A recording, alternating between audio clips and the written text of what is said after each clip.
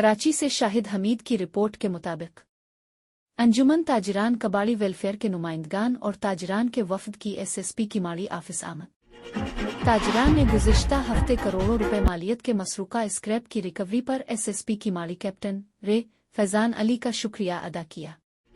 ताजिरान के वफद ने जराइम की रोकथाम के लिए बेहतरीन कारकर्दगी का मुजाहरा करने पर एंटी स्ट्रीट क्राइम सेल की कारकर्दगी को सराहा।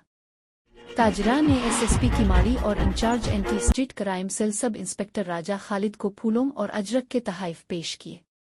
ताजिरान की जानिब से in charge anti street crime cell और इनकी टीम के लिए कैश इनाम का भी ऐलान किया गया।